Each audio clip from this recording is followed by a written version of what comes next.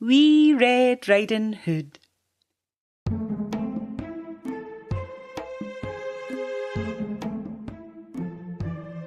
Once upon a time there was a wee lassie who was kent by the name of Wee Rid Ridin Hood. She was called that 'cause she wore her favourite Rid Ridin Hood. I suppose if she liked wearing green roller skates, they would have just called her wee green roller skates, and if she liked wearing stripped socks, then they would just have called her wee stripped socks. Anyway, Wee Rid Ridin Hood stayed with her mammy on the edge of a muckle forest. In the forest was a house where her old granny stayed. One day, her mammy gave her a basket of messages to gie to granny, as she wasn't feeling up to gang to the shops hersel. Mammy, says to Wee Rid Ridin Hood, here's some tea, sugar, biscuits and a bottle of ginger. I need you to gang to granny's house and gie her these messages. Gang straight there now, nae diddle-daddling, and stay on the path. You dinna want to be getting lost in the forest.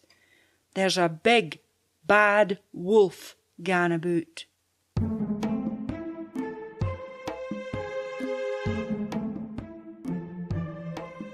So Wee Rid Ridin Hood took the basket of messages and stepped onto the forest path. The sun was shining and the birds were singing. As she wandered along the path, she noticed how the sunlight dappled through the leaves onto the bonny wild flowers. Wee Rid Ridin Hood thought the flowers were the very thing to cheer her old granny up. So she started gathering up the prettiest yins to make a posy. It wasn't long afore Wee Rid Ridin Hood had strayed off the path to Granny's house.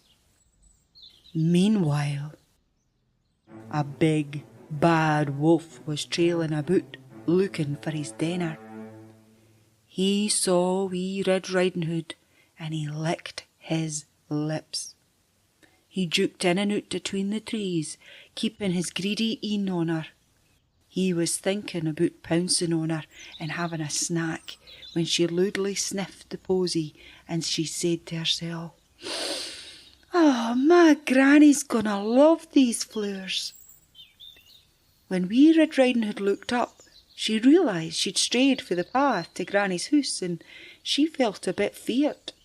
She was all alone in the middle of this forest. Well, she thought she was alone, but you and I ken she wasn't.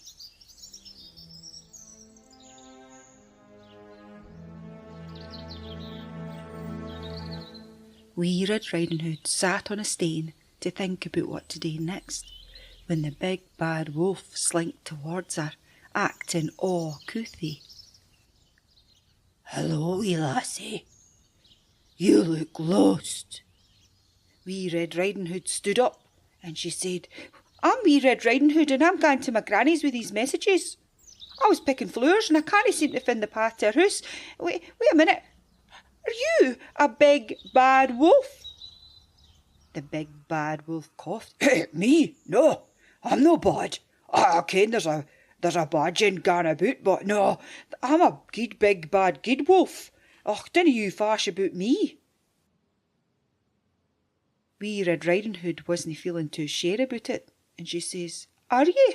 Aye?" So the big, bad wolf gave his best friendly patter. Did you say you were going to Granny's house and you got lost?" "Aye." "Oh, that's a wee shame, that's a wee shame. So your granny stays here, does she?" "Aye." "Is she no very well?" "No, not really." "Oh, that's a wee shame, aye, it's a wee shame. And you're taking her some messages and some flowers. Sure, she'll be awfully pleased to see you."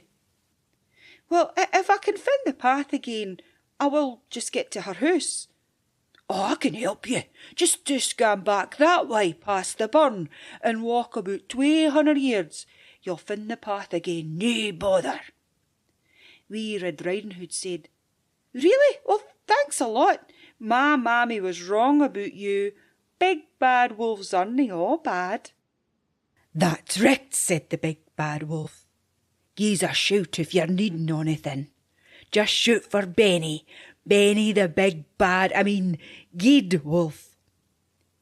Wee Rid Ridin Hood gave a wee wave and shouted, "Bye, Benny," and went to fin the path again. The big bad wolf licked his lips. He loped round and ran the opposite way to Granny's house.